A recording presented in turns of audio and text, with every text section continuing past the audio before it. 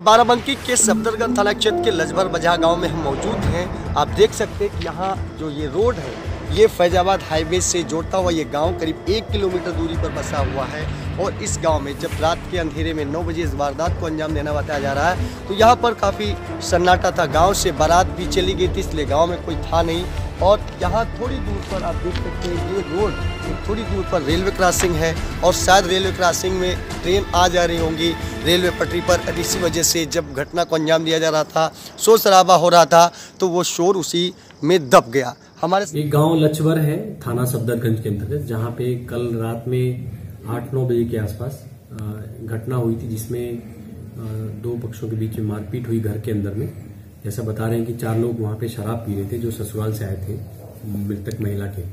उसके बाद शराब पीने के बाद इन लोगों के बीच में, जैसा अभी तक जानकारी में आया है, कि मारपीट हुई और उसमें महिला की मृत्यु हो गई और उनका एक छोटा जो बच्चा है जो पहली पत्नी से था उसकी मृत्यु हो गई और 3 लोग घायल हो गए उसमें। और वो रात में जब पुलिस को सूचना दी गई है तब रात में पुलिस पहुंची और आस पड़ोस के लोगों ने कोई सूचना नहीं दी इसमें। उसके बाद 100 नंबर की सूचना पे पुलिस पहुंची। उन्होंने तुरंत तत्काल जो 3 लोग बच्चे घायल थे, 2 बच्चे और एक पति, उनको तुरंत ही उन्होंने जिला अस्पताल पहुंचाया, जहां से उन्हें ट्रॉमा सेंटर रेफर किया गया।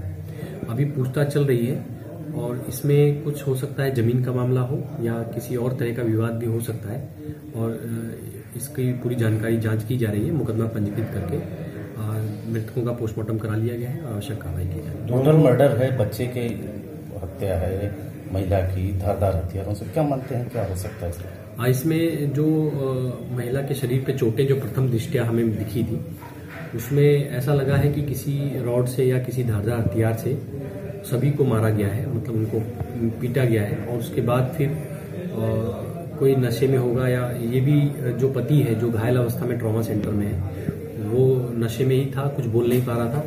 और उसकी वहाँ पे घटनास्थल पे कई पौवे छोटे छोटे मिले हैं देसी शराब के। और इसी में अभी हम जांच कर रहे हैं क्योंकि आस पड़ोस के लोग वहाँ से भाग गए थे।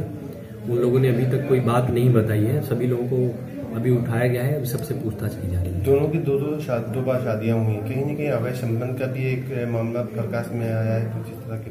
हाँ, इस तरह की बात भी गांव वाले बता रहे हैं, लेकिन अभी हम इसकी जांच कर रहे हैं कि कल रात में उनके साथ में कौन बैठा था और घटना के तुरंत बाद जब वहां पे घायल अवस्था में वो लेटा था तो क्यों नहीं 100 नंबर को या एम्बुलेंस को सूचना दी गई।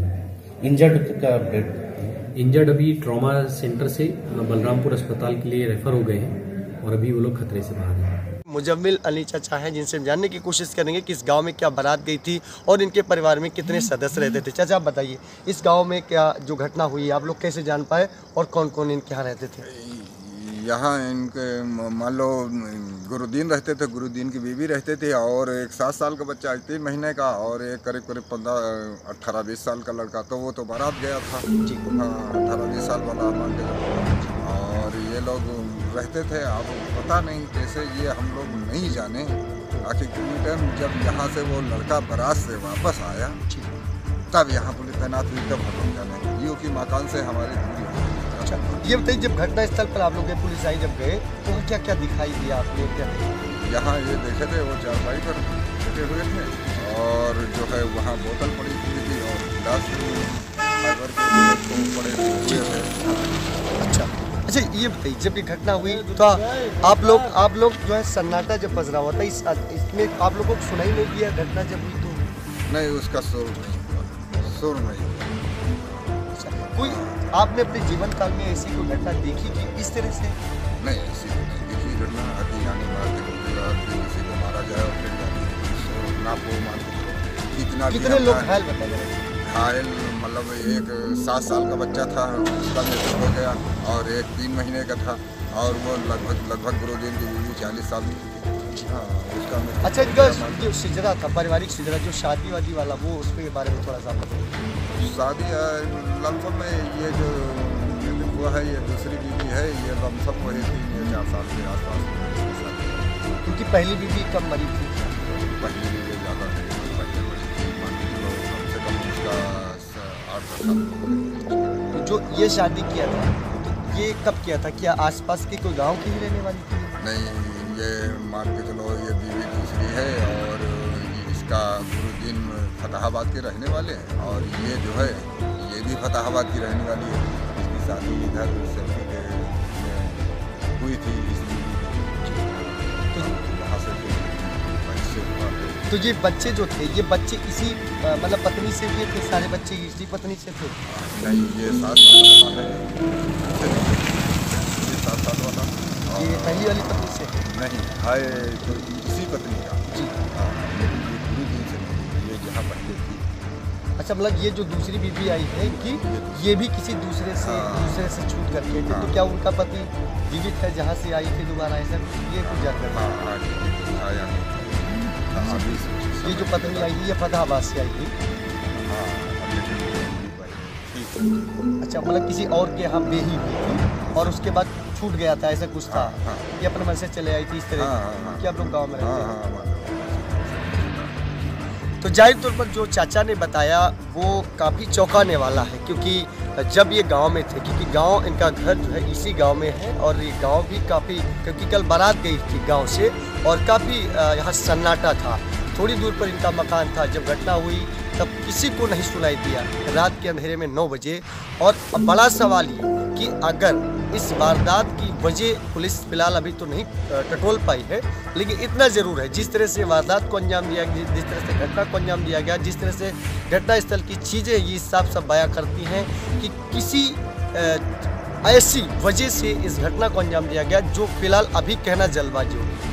लेकिन जो प्रथम दृष्टया पुलिस ने जांच की तो वहां पर शराब की चीज़ें, शराब की बोतलें इस बात को तस्दीक करती है कि दरअसल यहाँ पर पहले तो शराब पी गई होगी और फिर उसके बाद जब शराब के नशे में गुरदीन हो गए होंगे तब उसी का फ़ायदा उठा करके उनके परिवार को इस तरह से निशाना बनाया गया और उसके बाद पुलिस आती है, तभी लोगों को पता चलता है। बाराबंकी के सफदरगंज थाना क्षेत्र के लजबर बजहा में हुई वारदात के बाद पूरे गांव में सन्नाटा पसरा हुआ है।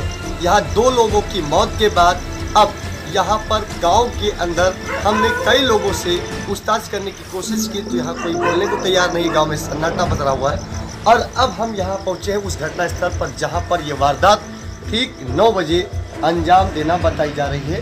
यहीं पर पूरा परिवार सो रहा था और ये खून से लथपथ रजाई और इसके बगल में जो चारपाई पड़ी हुई है उसके बगल में और भी बोरियां हैं, बहुत सारी चीज़ें यहाँ पर पड़ी हैं। पुलिस के मुताबिक यहाँ पर शराब की शीशी भी मौजूद थी और ये वो घर है जिस घर में पूरा परिवार रहता था। हालांकि रात के अंधेरे में बहुत ज़्यादा साफ नहीं दिख रहा है, लेकिन यहाँ की स्थिति से ये साफ साफ जाहिर हो रहा है कि यहाँ पर जब ये इस वारदात को अंजाम दिया जा रहा था, जब मारपीट हो रही थी तो वो लोग काफ़ी अपने आप को बचाने का प्रयास कर रहे थे।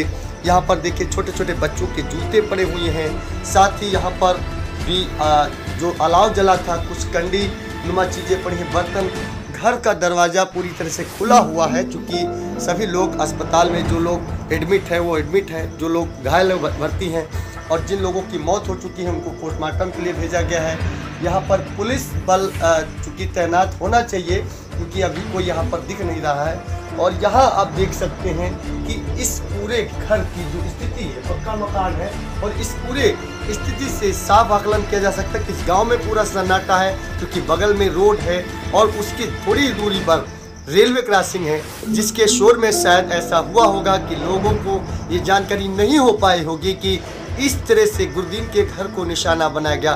कौन है इस पूरी घटना के गुनहगार, अभी तक पता करने में पुलिस नाकाम है। पुलिस कोशिश तो कर रही है लेकिन इतना ज़रूर है कि वो जल्द ही खुलासा हो जाएगा। आप देख सकते हैं कि यहाँ मेरे बाएं साइड में भैंसें बंधी हुई हैं, वो इन्हीं के मकान की है। और ये आप देख सकते हैं क्योंकि हम मौके पर आए हैं तो वारदात स्थल की पूरी कोशिश अपने दर्शकों को दिखाने की कोशिश करेंगे कि ये देख सकते हैं कि जो गुरदीन है जिनके ऊपर हमला हुआ है और वो इसी गांव के रहने वाले हैं। ये शौचालय स्वच्छ भारत मिशन के तहत इनको मिला था और ये गुरदीन का मकान है और गुरदीन के ये शौचालय है। तो यहाँ पर हम पहुँच करके ये कोशिश कर रहे हैं, कोशिश करके अपने दर्शकों को दिखाने का प्रयास कर रहे हैं कि यहाँ पर किस तरह से इस घटना को अंजाम दिया गया। यहाँ अगल बगल भी कई लोग रहते हैं, लेकिन जब घटना हुई तो उस समय कौन कौन लोग थे ये फिलहाल अभी तक साफ नहीं हो पाया। और इस घर की स्थिति से ये साफ जाहिर है कि इस पूरे घटनाक्रम में जब इसके घर का कोई लड़का आता है शादी से लौट करके, तो इसी तरह से स्थिति दे करके कि जो लोग घायल अवस्था में पड़े थे वो काफ़ी कराह रहे थे इसी चारपाई के पास में, इसी चारपाई पर और बगल में। हालांकि जब सूचना पुलिस को दी जाती है तो पुलिस यहाँ पर पहुँच करके जाँच शुरू करती है, जाँच में जुट जाती है। बगल में मशीन है और चूँकि यहाँ पर पुलिस अभी नहीं है इसलिए ज़्यादा हम अंदर नहीं जा सकते, ज़्यादा अंदर की चीज़ें नहीं दिखा सकते हैं। लेकिन इतना मेरी कोशिश ज़रूर है कि रात के अंधेरे में जिस तरह से इस वारदात को अंजाम दिया गया, ये कहीं न कहीं एक कानून व्यवस्था को भी चुनौती है और साथ में इस वारदात के बाद जो खुलासा अभी तक फिलहाल नहीं हो सका उसको खुलासा करने में पुलिस नाकामयाब साबित हो रही है। ध्रुव गोस्वामी, वैशाली एक्सप्रेस, बाराबंकी, उत्तर प्रदेश।